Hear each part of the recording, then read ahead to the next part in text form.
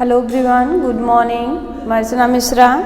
Dear students, आज हम लोग क्लास 10th हिंदी क्षितिज फर्स्ट चैप्टर सेकंड पद इसका अध्ययन करेंगे।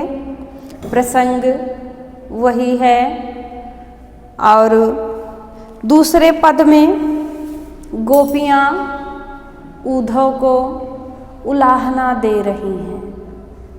गोपियाँ उद्धव से श्री कृष्ण की शिकायत कर रही हैं। क्यों शिकायत कर रही हैं? श्री कृष्ण ने उद्धव को गोपियों के पास भेजा है कि गोपियाँ श्री कृष्ण को भूल जाएं। जिनका नाम लेकर, जिनका नाम रट रट कर गोपियाँ आज तक जिंदा हैं, आज तक उनका इंतजार कर रही हैं, वही उनको भूलने के लिए भेजे हैं उद्धव जी को। यह बात गोपियों को बहुत खटकती है, बहुत आत्मिक कष्ट होता है। वो उलाहना दे रही हैं, कह रही हैं, मन की मन ही माझ रही, कहिए जाई कौन पै उद्धव, नाही परत कही, अवधि आधार आस आमन की, तन मन बिथा सही।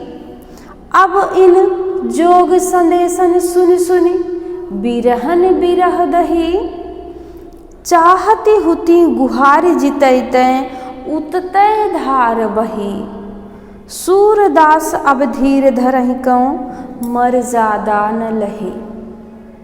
इस पद में हम लोग देखेंगे, पाएंगे कि गोपियाँ आत्मिक रूप से बहुत कष्टित हैं।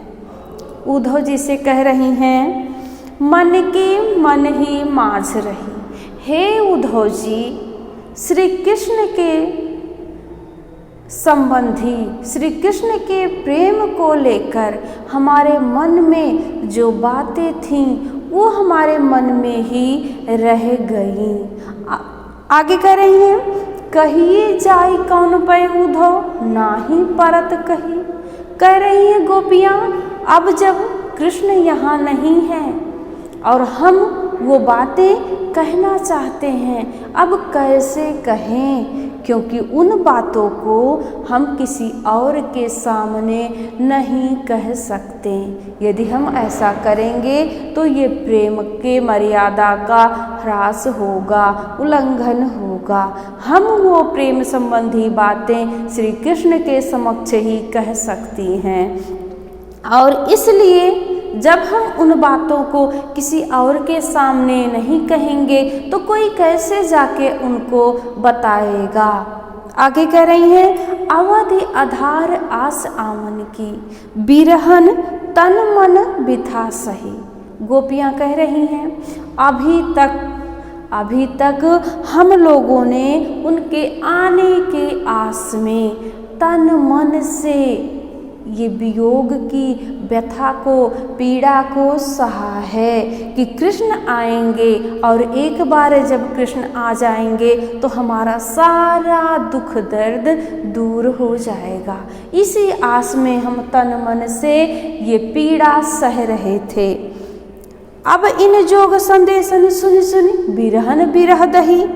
कह रही हैं, लेकिन हम तो जिसका इंतजार कर रहे थे वो तो हुआ नहीं, और आपके द्वारा इस योग के संदेशे को सुनकर हमारा विरह वेदना और भी बढ़ गया। हमारे अंदर जो विरह की पीड़ा थी और धधकने लगी और तीव्र गति से हमको पीड़ित करने लगी। चाहत हुती गुहार जितहिते, उततै धार बही। आगे गोपियाँ कह रही हैं, हम जिधर से गुहार की उम्मीद करते थे, पुकार लगाने के लिए सोचते थे, सहायता के बारे में सोचते थे, उधर से ही यह दुख की धार आ पड़ी है, दुख की आंधी आ गई है। सूरदास अब धीर धरहि को, मर जादा न लही। गोपियाँ कह रही हैं, सूरदास जी कहते हैं, गोपियाँ कह रही हैं कि हे उद्धव जी, अब हम धैर्य क्यों धारण करें, अब हम धैर्य कैसे धारण करें, जब श्री कृष्ण ने ही प्रेम की मर्यादा को लांघ दिया है। अब प्रेम की मर्यादा को कैसे लांघ दिया है? उद्धव जी को भेजकर गोपियों के पास कि गोपियाँ कृष्ण को भूल जाएं, जिनके वियोग में ये जल रही हैं, जिनका नाम ले लेकर जी रही हैं, वही संदेशा भेजा है कि उनको भूल जाएं। सबसे ज़्यादा कुठाराघात यही बात को लेकर हुआ है। इसी बात से गोपियाँ बहुत ही व्यथित हैं। अब इससे संबंधित दो प्रश्न हैं। गोपियों ने किन किन उदाहरणों के माध्यम से उलाहने दिए हैं? गोपियों ने इन उदाहरणों के माध्यम से, निम्नलिखित उदाहरणों के माध्यम से उलाहने दिए हैं। गोपियाँ कह रही हैं कि अभी तक हम श्री कृष्ण के आने के उम्मीद में अपने तन मन से इस विरह वेदना को सह रहे थे। और दूसरा है, गोपियाँ कहती हैं कि हम जिधर से सहायता की उम्मीद लगाए थे, उधर से ही यह दुख की आंधी आ गई। और गोपियाँ कहती हैं, आपके इस योग के संदेशे को सुनकर हमारा दुख और भी बढ़ गया है। अगला क्वेश्चन है, मर्यादा न लही के माध्यम से कौन सी मर्यादा में ना रहने की बात कही जा रही है?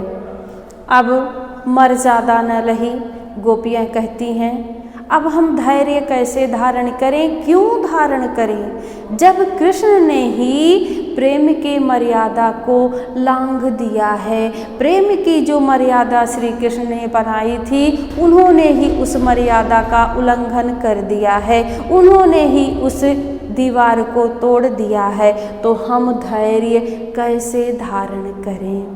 आशा है सूरदास के इस पद का भावार्थ और उससे संबंधित जो प्रश्न हैं उनके उत्तर सभी आपके समझ में आ गए होंगे।